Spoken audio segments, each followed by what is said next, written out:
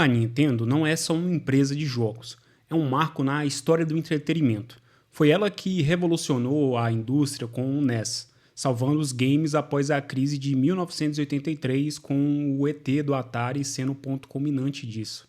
Foi quem criou personagens como Mario, Link, Pikachu, ícones reconhecidos no mundo todo. Seu legado é inegável. Sem a Nintendo, não teríamos franquias como Zelda, Pokémon ou Metroid. Não existiria o conceito de portabilidade como no Game Boy, nem a inovação do Wii, que popularizou os motion controls. Ela moldou o que são os jogos hoje. Por isso, as críticas que eu trago à Nintendo não são vazias, são um reconhecimento que, mesmo sendo gigante, ela comete também seus erros. Erros que afetam diretamente os consumidores, e isso precisa ser discutido e mudado. Nenhuma empresa é perfeita. A Nintendo, como qualquer outra corporação, busca lucro e controle de mercado. O problema é quando essas escolhas prejudicam os fãs e clientes, quando a prioridade deixa de ser a experiência do jogador e vira meramente retorno financeiro e estabilidade da própria indústria. E é sobre isso que nós vamos falar. Não para destruir ou atacar a imagem da Nintendo, mas para mostrar onde ela poderia e deveria ser melhor. Porque, no fim, quem perde somos nós, os jogadores. No Brasil, particularmente, a Nintendo age como se o país fosse um mercado de terceira categoria. Lançamentos físicos demoram meses para chegar, quando chegam, no caso, enquanto Xbox e PlayStation adotam preços regionalizados, a Nintendo cobra uma conversão muito mais direta do dólar, ignorando até mesmo a realidade econômica do país. Promoções na eShop brasileira são bem defasadas. Jogos com anos de lançamento continuam com preços absurdos, até mesmo o preço de lançamento. Enquanto isso, outras plataformas oferecem descontos mais agressivos e até com alguma regularidade. A Nintendo claramente não se importa em tornar o seu catálogo mais acessível para o público local. O fechamento da Wii Shop e da 3DS Wii Shop foi um tiro na preservação digital. Jogos clássicos sumiram para sempre e não podem mais ser adquiridos de forma legal. E quem comprou depende muitas vezes da boa vontade da Nintendo para manter o acesso de algo que já é da pessoa. Um desrespeito com quem investiu na plataforma e acredita ou acreditou na empresa. Atrelado a isso, a empresa é implacável contra fãs que tentam preservar os jogos fora do catálogo. Projetos variados são derrubados, runs de títulos abandonados são caçadas. Em vez de oferecer uma solução oficial e mais flexível, prefere processar quem mantém a história da própria Nintendo viva. Em algum outro momento a gente vai fazer um vídeo para abordar a questão da preservação dos jogos, mas eu sempre fico muito chateado como empresas do mundo dos games de maneira geral não parecem estar preocupadas em preservar a própria história. E, como jogos fazem parte da nossa vida, preservar a história dos próprios jogadores. O Nintendo Switch Online é caro e tem vários pontos que deixam a desejar. Os servidores são instáveis, faltam recursos básicos e mensagens e partidas dedicadas de forma orgânica. Até o Voice Chat precisa de um app que deveria ser totalmente dispensável. Tudo isso por um preço que é maior do que a concorrência, que em contrapartida oferece serviços bem melhores. A Nintendo supostamente tem um histórico de práticas monopolistas. Teria controlado preços de terceiros, impedido revendedores de baixarem valores e criado escassez artificial de produtos. Tudo isso teria sido feito para maximizar os lucros, mesmo que prejudicasse o consumidor.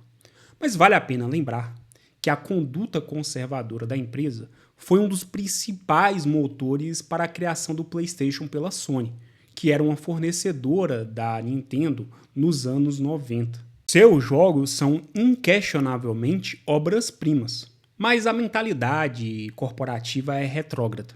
Enquanto o mercado evolui em acesso e conveniência, A Nintendo insiste em políticas que só beneficiam o próprio bolso, e talvez nem isso. Fãs merecem mais respeito da empresa.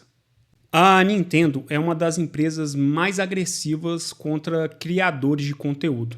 Os YouTubers e streamers vivem sob ameaças de strikes e remoção por usar gameplays de jogos da empresa que foram comprados por eles. Até quem faz análise ou críticas como essa pode vir a ser penalizado. Seus termos de uso são absurdamente restritivos. Monetizar vídeos com jogos da Nintendo exige adesão a programas bem específicos, que impõem limites até mesmo no tipo de edição permitida. Enquanto outras empresas abraçam a comunidade de criadores e veem neles potencial de crescer a própria marca, a Nintendo trata todos como quase inimigos. Eventos de fãs também sofrem. Torneios independentes já foram cancelados por ameaças legais. A Nintendo quer controle total sobre como sua IP é usada, mesmo quando não há lucro envolvido. É uma postura que só afasta e desagrega a comunidade de gamers. O pior desses casos é que muitos desses vídeos e eventos são feitos por fãs devotados e apaixonados, que só querem celebrar os jogos que amam. Em vez de incentivá-los, a Nintendo prefere processar. É mais um exemplo de como a empresa prioriza controle em vez de conexão com seu próprio público. Um evento importante atrelado a isso foi em 2014, quando a Nintendo usou a justificativa de alta carga tributária para sair do Brasil. Mas a realidade é que foi por pura conveniência. Nenhuma mudança significativa nos impostos, que, notadamente, são altos e bem confusos, aconteceu na época. Sony e Microsoft não só permaneceram, como investiram mais, chegando a haver, naquele momento, produção de Xbox local. A verdade é que a Nintendo nunca se esforçou para conquistar o mercado brasileiro. Enquanto concorrentes montavam estruturas locais e adaptavam estratégias, a empresa tratou o país como um território secundário desde o início. Exemplo que ilustra bem isso é a total falta de localização, legenda ou dublagem dos jogos da Nintendo para o português brasileiro. Sair do Brasil também ocasionou em uma forma de evitar responsabilidades jurídicas. Sem uma subsidiária oficial, fica mais difícil para os consumidores exigirem direitos, garantias ou suportes. Processos judiciais se tornam quase impossíveis. A Nintendo pôde, com isso, se eximir das regras em vez de se adaptar a estas. Outras empresas do mesmo setor enfrentam os mesmos impostos e burocracias, mas permanecem porque veem potencial no mercado. A Nintendo não. Esqueceu os fãs brasileiros e deixou um vácuo que só foi muito pouco parcialmente resolvido anos depois com distribuidoras terceirizadas, sem compromisso real com preços acessíveis ou um suporte verdadeiramente adequado. Nota-se que foi uma decisão mercadológica e não tributária. A Nintendo não quis arcar com os custos de um mercado que exige mais esforço e preferiu deixar de lado os fãs brasileiros. Em 2020, a Nintendo retornou ao mercado brasileiro e era tudo o que a comunidade gamer realmente queria. Mas há algum tempo implementou alterações preocupantes em seu contrato de licença. As novas cláusulas permitem à empresa desativar consoles de forma remota em casos de supostas violações dos termos de uso, uma medida extrema que merece transparência e justificativas muito claras e que, para mim, sempre será injustificável. Acho plausível que a empresa possa banir da comunidade online jogadores que tenham ferido os termos de uso e conduta, como ocorreu largamente no Xbox 360, mas impedir pessoas de usar um produto pelo qual ela pagou de maneira total é inaceitável. Outro ponto problemático é a suposta tentativa de restringir os direitos legais dos consumidores. O contrato atual impede ações judiciais coletivas e exige que disputas sejam resolvidas através de arbitragem individual, um mecanismo que frequentemente desequilibra a relação entre grandes corporações e consumidores. Essas mudanças parecem ignorar princípios básicos do Código de Defesa do Consumidor, especialmente no que diz respeito a cláusulas abusivas e alterações unilaterais de contratos.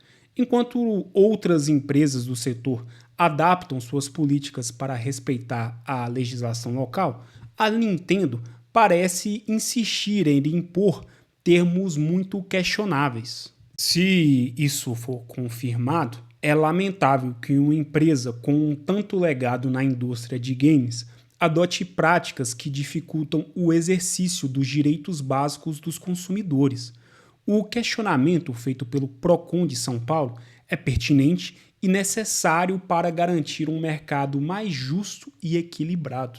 Segundo o Programa de Defesa de Consumidor, a Nintendo tenta em seu contrato se eximir do cumprimento das leis brasileiras, o que é completamente ilegal. Nenhum acordo privado pode revogar ou ignorar a legislação vigente. É um princípio básico do direito. A lei sempre está acima de qualquer contrato. O exemplo do IPVA é perfeito para ilustrar o que seria esse absurdo. Se uma pessoa pudesse simplesmente escrever um contrato dizendo "não vou pagar impostos", o sistema jurídico entraria em colapso. Da mesma forma, a Nintendo não pode criar regras que a liberem de seguir o Código de Defesa do Consumidor e outras leis locais. Uma eventual tentativa de burlar a legislação através de cláusulas contratuais mostra um desrespeito ao mercado brasileiro e aos direitos básicos dos consumidores. Se aceitássemos esse tipo de prática, estaríamos abrindo um precedente para que todas as empresas passassem a ignorar nossas leis quando lhes convém. O mais grave é que a Nintendo impõe esse contrato de forma obrigatória. O consumidor só tem acesso ao conteúdo completo do produto após aceitar os termos. Ou seja, você compra primeiro, depois descobre as condições, o que poderia ser considerado uma clara violação ao princípio da transparência e da boa-fé contratual. A Nintendo, como qualquer empresa, precisa buscar saúde financeira, segurança jurídica e controle de marca. Isso é compreensível.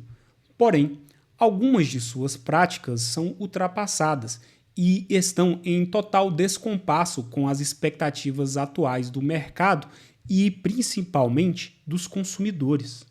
O mundo dos games evoluiu. Jogadores hoje esperam preços mais acessíveis, preservação digital, políticas de conteúdo flexíveis e respeito aos direitos do consumidor. Isso é inegociável. A Nintendo, que já foi pioneira em inovação tecnológica, agora fica para trás em inovação de modelos de negócios.